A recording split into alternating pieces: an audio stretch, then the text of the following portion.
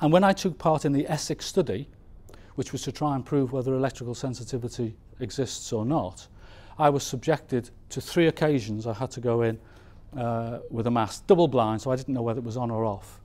And the first occasion I went in, at the end of it, I said I thought that the mast was on, but I would know in 2 hours later, because it doesn't just sort of bang and it affects me, it builds up. By the time I got home, I was in severe pain and distress, and by the time I got home, I was bleeding very badly, worse than I have ever done before, for 10 days.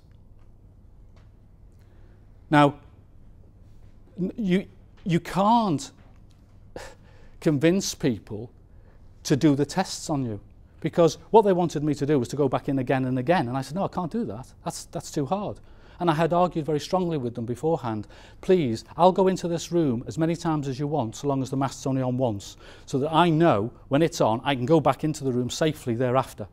They refused to do that for me. And when I protested to the people who had put together this particular piece of research at the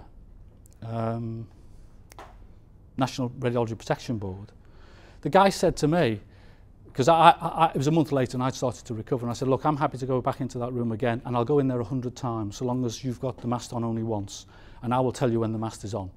And the guy coughed and he spluttered and he said to me, I can't do that. I said, why not? And he said, 1, you are not statistically significant. And 2, if the effect on you is so dramatic, then we wouldn't be able to get it through the ethics committee. And I'm going, hang on a second, you've just put a mast at the back of my house and the front of my house. What ethics are involved in putting those masts up when you won't let me prove whether it exists or not? And I promise you now, there's a load of research being done to disprove that this exists. And it's rigged. I've been there. It's rigged. The research, if they want to find out the truth, I can tell them how to do it. And I've had that meeting with Sir William Stewart. And Sir William Stewart was interested in pursuing that with me.